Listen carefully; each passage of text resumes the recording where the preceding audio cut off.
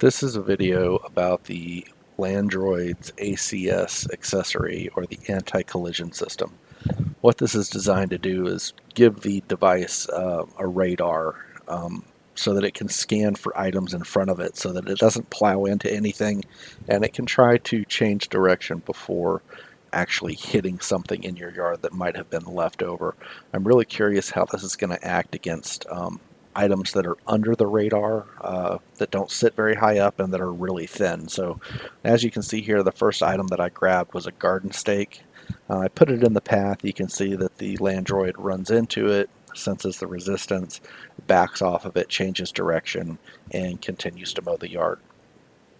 I grabbed the wire spool that came with the unit as a second item and put it vertically, and you could see that it initially pushed it over and didn't have enough resistance to recognize that it hit something. It rolled over the top of it. A couple minutes later, I got a text message on my phone saying that it had run over, and I was able to pick it up.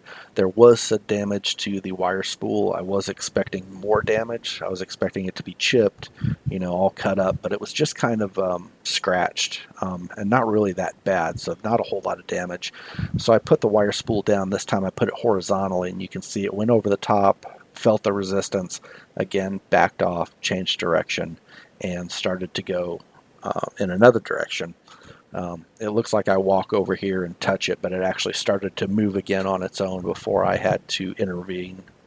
The last item that I picked was a water spout, a water downspout, and since this isn't tied into the ground, again, there wasn't enough resistance for the lawnmower to detect that it hit something, so it just kind of moves it out of the way and continues to mow.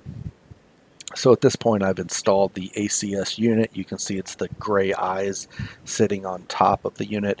I grabbed the garden stake again, and I placed it directly in the middle of the path that the Landroid was going in. And you can see I was very impressed here that the radar was able to pick up such a thin item. You can see it did tap it a little bit, but it did slow down, and then it changed course. It didn't try to plow through it. And you can see I did it again here. I went ahead and grabbed the downspout again. You can see as it's coming up, it doesn't plow through it and push it out of the way. It does tap it a little bit, but you can see it tries to change direction. So I was pretty happy to see that it was able to pick that up as well.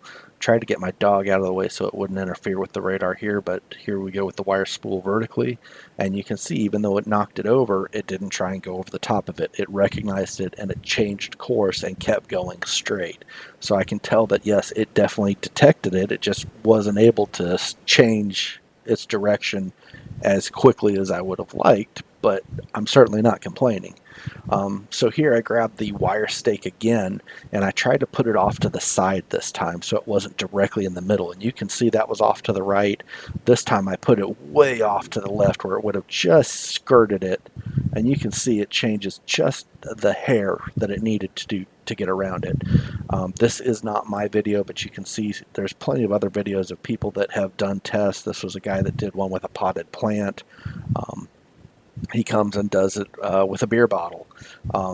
I would be curious to see what it would do with a beer bottle that's on its side instead of standing straight up. But you've got that late night party. Not everybody's going to nicely put all their bottles standing up. This looks like a guider wire for a power line. All in all, great little accessory, and would definitely recommend it for any of you Landroid users.